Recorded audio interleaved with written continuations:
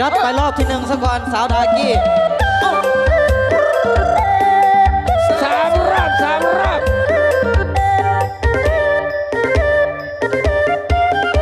ผู้สาวดากี้คนเดียวใจเริ่มอนงขัดให้นี่ไปอยู่เมืองกรุงเดินป่าเริ่มลงไปอยู่กรุงเมืองวิไลเริ่มกรุงเทพผู้ชายเจ้าจากไปบ่มาเจ็บซ้ำอุลาคนตาจากไปน้องนักสางปวดหายเริ่มไม่ได้ลงคอแม่นวลน้อยยังรอคอยนางอย่าไปลงเริ่มทางเริ่มบัดเกิดเถิดเจ็บซ้ำใจน้องจากไปไกลเทนเขาคงได้กินไข่แดงไปแล้วบ่เหลือแล้วกินมองมีวี่แววคงสิ้นไปแล้วสาวบ้านขอบใจเด้ออย่าลงว่าจะสาวบ้านนาเธอเขาลองเอ้ยนี่สุดแห่นห่วงคือเขาลงหลอกไปเจ็บซ้ำได้ใจเขาทำได้ลงคอโอ้ไม่นวลละอ่ออายรอน้องมา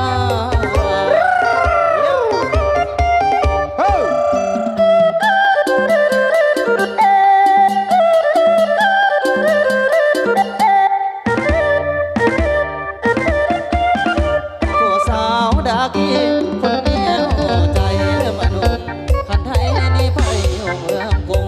เริ่มป่าเริ่มลงไปอยู่กรุงเมืองวิไลเริ่มประเทศผู้ใจเจ้าจากไปบ่มาลงว่าจะสาวบ้านนาเธอเขาลองง่ายที่สุดเห็นห่วงเธอเขาลงหลอกไปเจ็บซ้ำได้ใจเขาทำได้ลงคอโอ้แม่นวลละอ่ออายที่รอน้องมา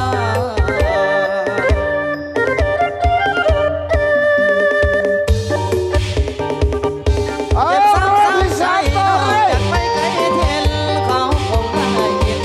ไข่แดงไปแล้วบ่เหลือลากขี้บ่มีวี่แววคงสิ้นไปแล้วสาวบ้านเยี่ยวไปอ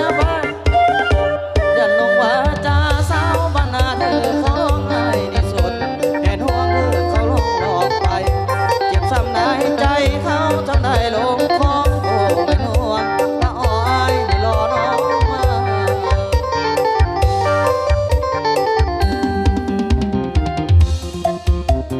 สาวเร่บนนาเด้อพี่น้องเด้อ จ้าสาวแหล่ให้ พอ เว เสร็จ ลา เสร็จก็ให้ตามน้องขอแล้วกันเด้อสาวแหล่บ้านนา สาวเร่คืออยู่พี่ ขอบใจเจ้าของเงิน20,000แล้วก็20 บาทให้กับคุณ20 ล้านเด้อ เฮ้ย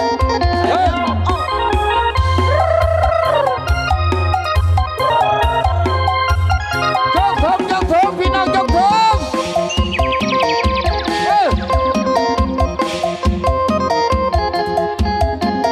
ได้มาพบคนงามเสื้อสาวแหล่สาวาได้พบน้องคืนนั้นสุขสำราญพบแต่งานผ้าป่าสามัคคี โอ้สาวแหล่บ้านนาเจ้าสวยเด่น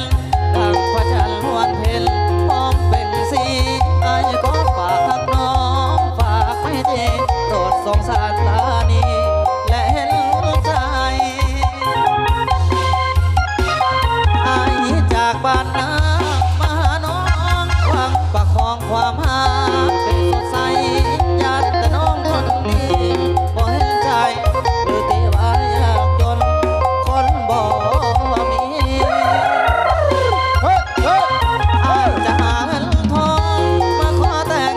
ค่ารองแพงให้พอจะไปขอให้น้องคนดีตั้งตารอน้องจงรอวันหน้าวันวิวาหาเด้อสาวแหล่เด้อหาเด้อย่อ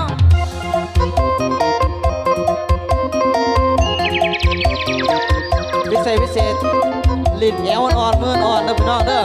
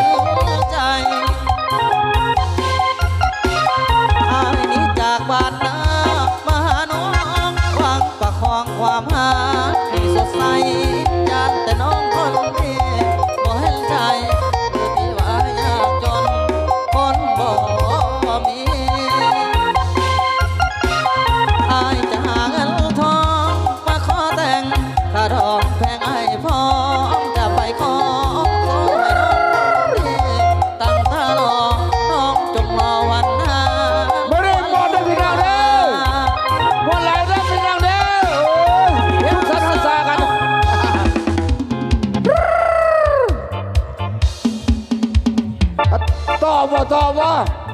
ต่อแล้วไม่กลัวอี